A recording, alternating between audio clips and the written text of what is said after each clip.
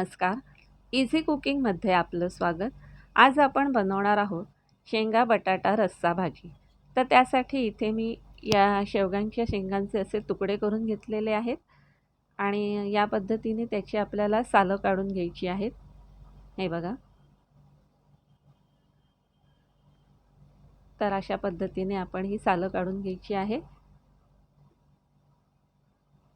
तर इथे मी या 3 शेंगा घेतल्या होत्या आणि या शेवग्याच्या शेंगा या कोवळ्या घ्यायच्या आपण. हे बघा, तुम्ही बघू शकता.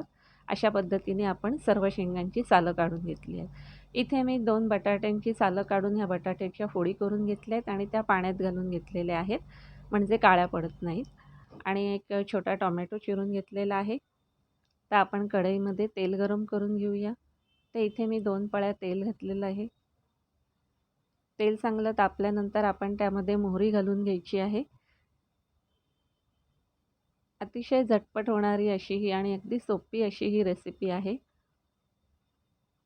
मोहरी तडतडल्यानंतर आपण त्यामध्ये 1 चमचा आलं लसूण आणि कोथिंबीरची पेस्ट आणि त्यानंतर 2 चमचे कांदा खोबऱ्याची पेस्ट घालून घ्यायची आहे. कांदा खोबरं वाटून घेतलेलं आहे.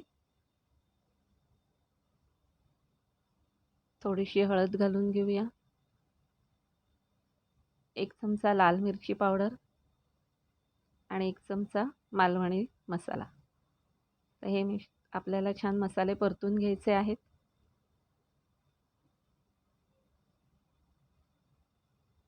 तर त्यामध्ये आपण हा टोमॅटो चिरलेला घालून घेऊ. टोमॅटो आपल्याला मऊ करून घ्यायचा आहे, तोपर्यंत आपल्याला हे मसाले परतून घ्यायचे आहे. आता त्यामध्ये आपण 1 चमचा गरम मसाला घालूया. गरम मसाला नसेल तर तुम्ही गोडा मसालासुद्धा वापरू शकतात, त्यानेसुद्धा छान टेस्ट लागते. तर हे आपलं वाटण परतून झालेलं आहे छान. आता त्यामध्ये आपण हे शेंगांचे तुकडे घालून घेऊया आणि या बटाट्याच्या फोडीसुद्धा आपण इथे घालून घेऊया.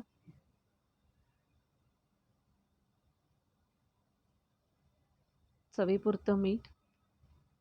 त्यानंतर आता आपल्याला हे छान परतून घ्यायचं आहे. सर्व फोडींना हा मसाला नीट लागला पाहिजे. हे बघा, छान परतून घेतलेला आहे. झाकण ठेवून आपण एक वाफ काढून घेऊया. खूप छान सुगंध येतोय भाजी मसाल्यांचा. आणि आता आपण यामध्ये पाणी घालून घ्यायचं आहे.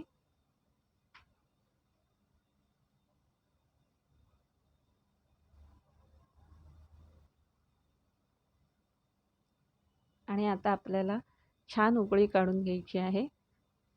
गॅसची फ्लेम आपण थोडी हाय ठेवायची आहे उकळी येईपर्यंत. हे बघा, छान उकळी येऊन आपल्याला या एक शेंगा त्यानंतर आपण गॅस बारीक करून झाकण ठेवून आपण ह्या शिजवून घ्यायच्या आहेत. छान शिजल्या पाहिजे.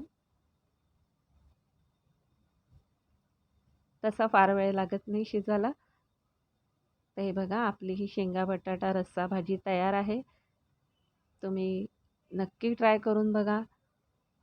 त्यावर आपण हे शेंगदाण्याचं कूट 1 चमचा घालून घेतलेला आहे. हे ऑप्शनल आहे, तुम्हाला जर आवडत असेल तर तुम्ही घालू शकता.